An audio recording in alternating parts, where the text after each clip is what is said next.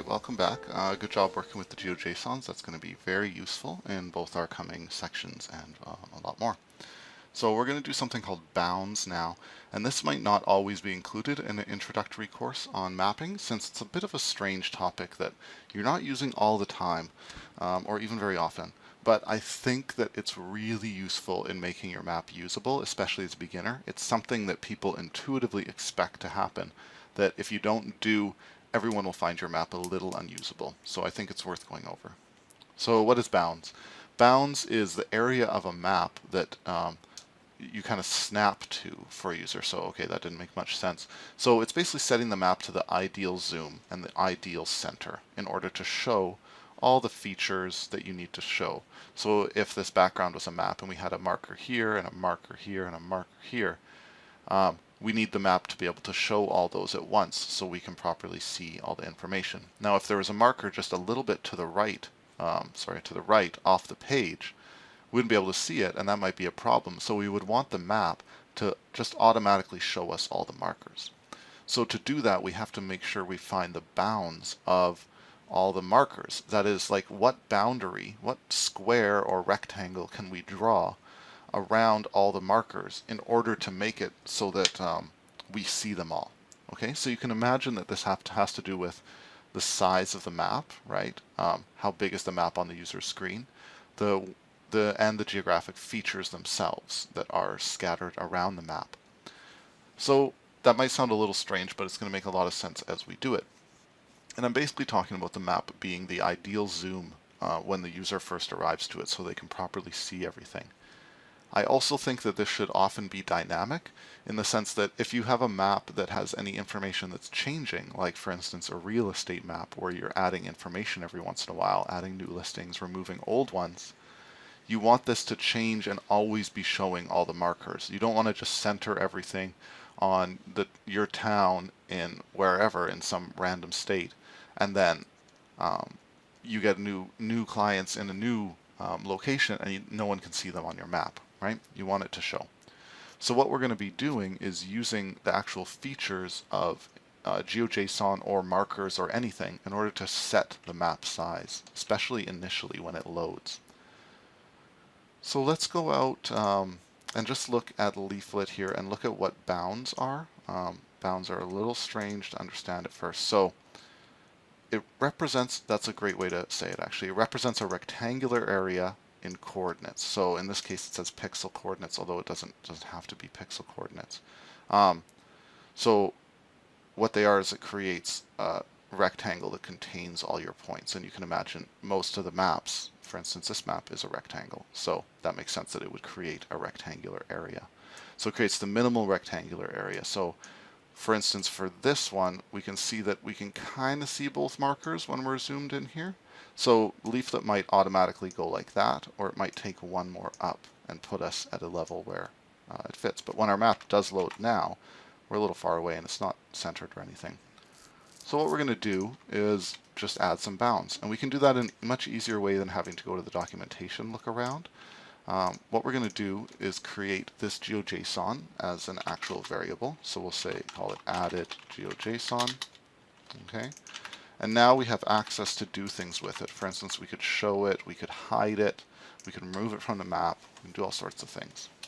So since we're doing that, now Leaflet has a really easy way to manage all this when it comes to working with GeoJSONs or other information that's kind of in its layer format, not just a single marker.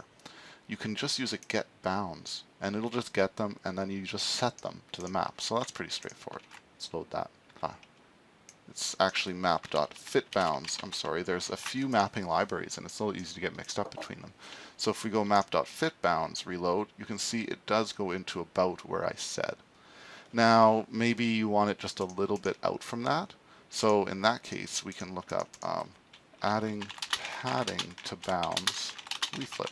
And let's see if there's some options we can manage. So you can see here they say fit bounds padding. Okay, so maybe when we just add this, we'll go padding 20. Well, it looks like it goes in a kind of array, probably one for X and one for Y coordinates. You can see here. And there we go. We get a little bit of padding so that it's a little nicer fit in there. And you can remove it or add it as you like. Now, when it comes to features other than GeoJSONs where you need to do this, for instance, if you added a whole bunch of markers to the map individually, you need to make them into a layer in order to, a layer type thing like a GeoJSON, in order to be able to get access to this get bounds. Otherwise, you do have to do a little bit more complicated work with, if you need to do that. You're going to have to look at Leaflet's extend property on their bounds. Okay, so I'm not going to do that right now. We may end up doing that in some of our other sections, but in general, we're going to be using layers to do something easy like this. So let's create a couple points, add them to a layer, and then get them to fit our bounds. So instead of this, let's comment this out. Let's just use some of the points that we have in here to kind of add a couple markers. So we're just going to go var marker 1, and we're just going to copy this, and oops, let's go back to Leaflet to make sure we remember how to make markers. Let's go up here, marker, we need to pass some information to it. Icon is there. We have to give it the lat long, that's the first point, so we have to give it some kind of array.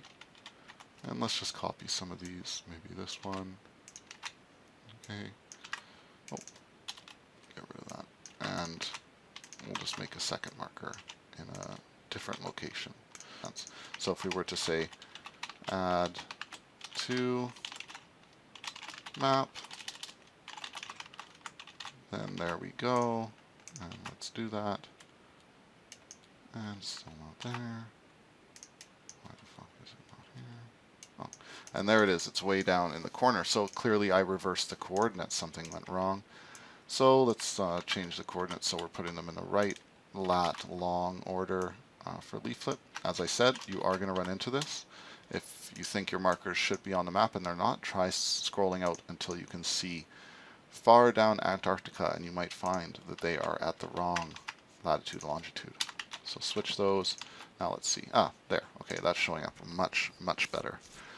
All right, so instead of adding this to the map, we're actually going to make a new thing, and we're going to go back to Leaflet documentation, head to feature group, and feature group is another kind of layer. Now it's a little confusing because there's something called layer group, but I think what happened probably is Leaflet originally made layer group and then found that they wanted to do even more, so they just kind of built another one on top of it, feature group, that has all the same events and all the same abilities, but has also more. So in this case, we're going to use feature group here. We're just going to use this. You can see you pass it an array of markers, or geometric objects, could also be a polyline, and a marker. Then you can do things like add pop-ups to all of them, add events to all of them, and add them on the map. So we'll say here feature group, and just like it shows over there, we're going to pass marker 1 and marker 2, and we're going to add that to the map. So let's see if they add them. There we go, they're both added. So now let's fit bounds. So all we have to do is use this similar code that we used previously. Copy it up here. We have a map.fitBounds, and then instead of using the added GeoJSON, we're going to put in our feature group to get bounds. And when we load, we see it just appears. And the nice thing here is, again, when we add another marker and we reload, it automatically starts to show them. Oh, why don't we actually pass it a third marker here. It resizes to fit everything. So it's going to always do that for us. And that's really handy. So that's a little bit on bounds, and we're going to be using that fairly extensively to make sure maps wrap properly and show things properly to our users, and I hope they come in handy. And you've also got a little bit of a sense of Leaflet's layering system with feature groups, GeoJSONs, and so on. That's going to come in very handy when we're doing events and filtering and more complex topics. So we'll see you in the next video.